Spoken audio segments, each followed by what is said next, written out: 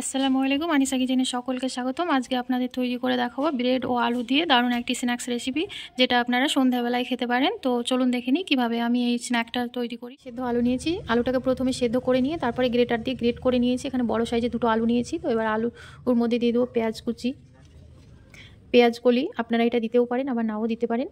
ধনেপাতা কুচি, এখানে আমি সামান্য পরিমাণে নিয়েছি আদা রসুন কুচি, কাঁচামরিচ কুচি, টমেটো কুচি,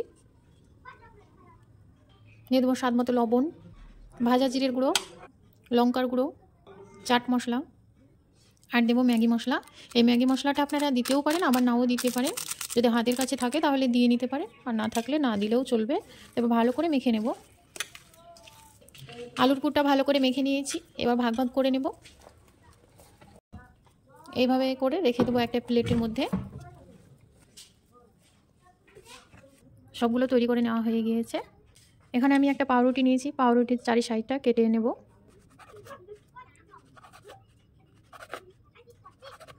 সেমভাবে বাকিগুলোও কেটে নেব। সমস্ত ব্রেডগুলোর চারি সাইড কেটে নিয়েছি। এবার একটা বেলুন দিয়ে বেলে নেব। সমস্ত পাউরুটিগুলো বেলে নেওয়া হয়ে গিয়েছে। পাউরুটির বাকি অংশগুলো আমি ব্লেন্ডার জারে নিয়ে ব্লেন্ড করে নেব। একটা বাটির মধ্যে কিছুটা ময়দা নিয়েছি, ময়দার মধ্যে পানি দিয়ে একটা ব্যাটার তৈরি করে নেব।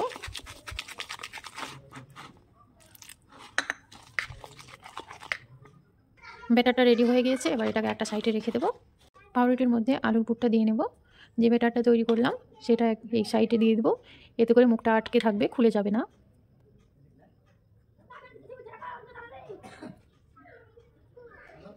সেমভাবে বাকিগুলোও তৈরি করে নেব।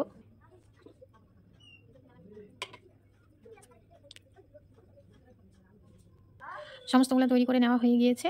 একটা রোল নিয়ে ময়দার গোলাতে ডুবিয়ে নেব, তুলে এবার ব্রেড ক্রাম্বসের মধ্যে দিয়ে কোট করে নেব।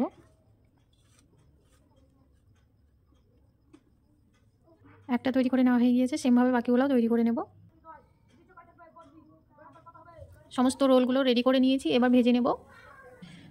তেল গরম করে নিয়েছি, এবার তেলের মধ্যে একে একে রোলগুলো দিয়ে নেব।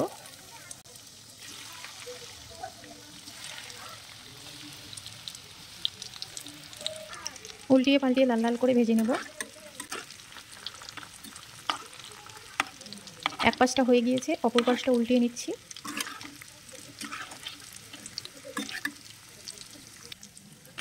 ভাজা হয়ে গিয়েছে, এবার তেল থেকে তুলে নেব।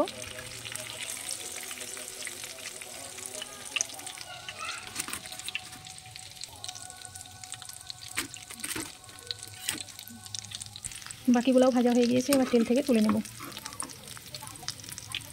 সমস্ত ব্রেড রোলগুলো ভেজে তুলে নিয়েছি। রোলের সঙ্গে খাওয়ার জন্য এখানে আমি একটু টমেটো সস নিয়ে নিয়েছি। একটি সার্ভিং প্লেটের মধ্যে নিয়ে সার্ভ করে নিয়েছি। দেখতে তো মাশাআল্লাহ খুব সুন্দর লাগছে। আমি আপনাদের দেখাচ্ছি, দেখুন কতটা মুচমুচে হয়েছে। উপরটা অনেক বেশি মুচমুচেও হয়েছে, উপর থেকে মুচমুচে আর ভেতরটা হচ্ছে নরম। আপনাদের আমি একটা ভেঙে দেখাচ্ছি, দেখুন। এই ব্রেড রোলটা খেতে মাশাআল্লাহ খুব সুন্দর হয়েছে, দেখতেও অপূর্ব লাগছে। ঝটপট খুব সহজভাবে আমি তৈরি করে নিলাম ব্রেড রোল। এর ব্রেড রোলটা বানানো খুব সহজ, অল্প সময়ের মধ্যে কিন্তু বানিয়ে নেওয়া যায়। ছোট থেকে বড় সবার খুব পছন্দ হবে এই রোলটা। এই স্ন্যাক্স রেসিপিটা আপনারা বিকেলবেলায় তৈরি করে চায়ের সঙ্গে খেতে পারেন। যে কোনো আড্ডায় যদি এইরকম একটি স্ন্যাক্স থাকে তাহলে তো আর কোনো কথাই নেই। এই স্ন্যাক্স রেসিপিটা আপনাদের কেমন লেগেছে আপনারা অবশ্যই কমেন্ট করে জানাতে ভুলবেন না। রেসিপিটা যদি ভালো লাগে অবশ্যই like, share, comments and subscribe করতে ভুলবেন না। সকলেই ভালো থাকুন, সুস্থ থাকুন। আল্লাহ হাফেজ।